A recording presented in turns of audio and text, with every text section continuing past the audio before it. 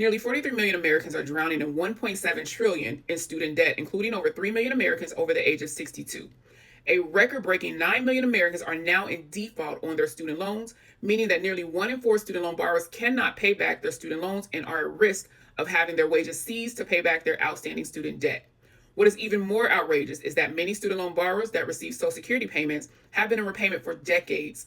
Estimated that 1 in 5 Social Security beneficiaries may be eligible for loan forgiveness due to a disability, yet they have been unable to access the forgiveness they are entitled to. As a result, hundreds of thousands of older Americans are needlessly plunged into default on student loans that should already be forgiven.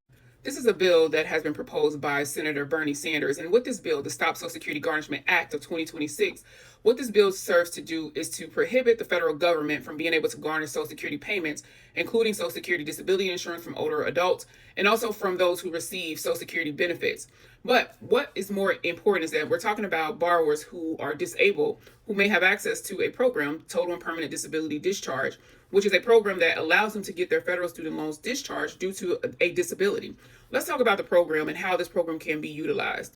Before we get into the specifics of the Total and Permanent Disability Discharge Program, what's important is if you have a disability, you're dealing with a disability, is that your records with your doctors is lining up with that disability. Not only just speaking about the disability as far as what things you're being treated for, what your diagnosis is, but what that disability limits you from doing. Functionality, what does your disability stop you from doing, especially in an 8-hour work setting? Because with the Total and Permanent Disability Discharge Program, simply receiving Social Security benefits does not automatically qualify you for your loans to be discharged under the Total and Permanent Disability Discharge Program. So we want to make sure that everything that we're doing when we're applying has a full picture, a story.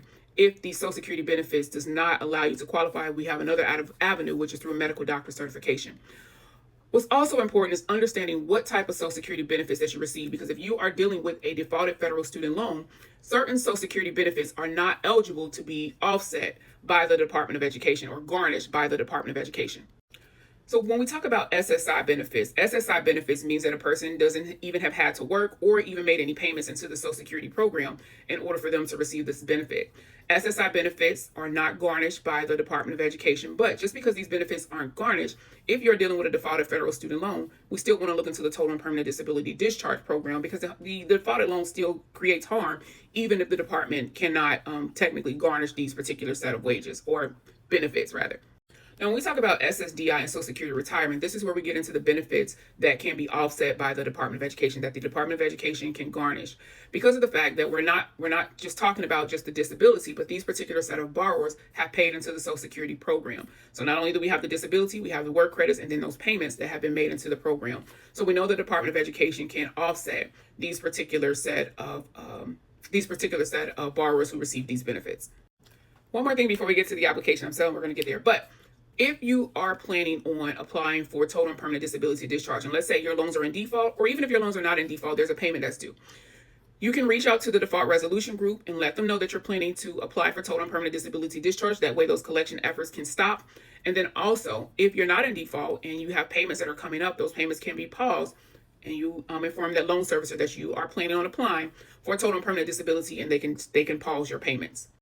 Another thing, if you know someone that may have that may benefit from Total and Permanent Disability Discharge, or even if you have a family member that has taken on federal student loans on your behalf to help pay for your education, and they may be struggling with completing this application, that is where you can step in and be that authorized representative to assist them with completing the documentation for the program that's needed for the program, and also communicating with the Department of Education.